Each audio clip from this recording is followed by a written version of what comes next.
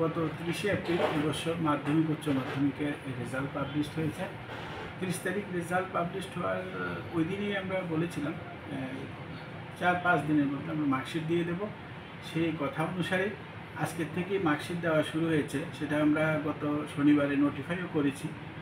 তো আজকের দিন 5 তারিখ এবং আগামীকাল 6 তারিখ 2 দিনই আমরা মার্কশিট ডিস্ট্রিবিউশনের জন্য ধার্য করেছি এবং যথারীতি সকাল থেকে বিভিন্ন স্কুল কর্তৃপক্ষ এসে মার্কশিট নিয়ে যাচ্ছেন। যথেষ্ট ভিড় আছে, মোটামুটি অনেকেই নিয়ে যাচ্ছেন, আজকে কালকেও নেবেন। তো কাল পর্যন্ত আশা করি হয়তো মার্কশিট ডিস্ট্রিবিউশন শেষ হয়ে যাবে। মার্কশিট শেষ হয়ে গেলে তারপর যেটা আমরা বলেছিলাম যে রিভিউ, যে সমস্ত স্টুডেন্ট তাদের বিভিন্ন সাবজেক্টে রিভিউ করতে চায়, একজন ম্যাক্সিমাম 3 সাবজেক্টে রিভিউ করতে পারবে। সেই রিভিউর একটা নির্দিষ্ট ফর্ম আছে, সেটা আমি অলরেডি অনলাইনে দেওয়া আছে টিবিএসসি ওয়েবসাইটে।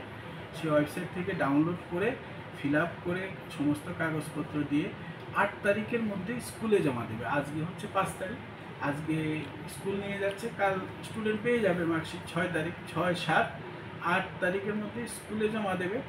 তারপর 9, 10, 11, 12 আসলে 4 দিন বন্ধ।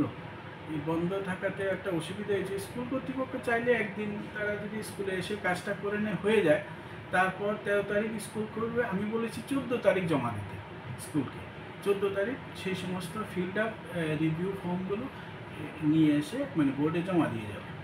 জমা দিয়ে দিলে তারপর আমরা 14 তারিখ থেকে সেগুলো প্রসেসিং করব।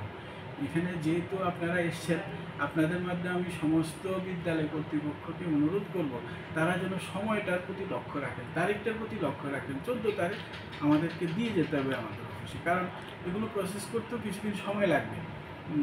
তারপর এই জমা দেওয়ার পরে 14 তারিখের পর আমি রিভিউর অ্যান্সার স্ক্রিপ্ট বের করা, এগুলো তো বের করতে হবে, সেগুলো তো সেই বিশাল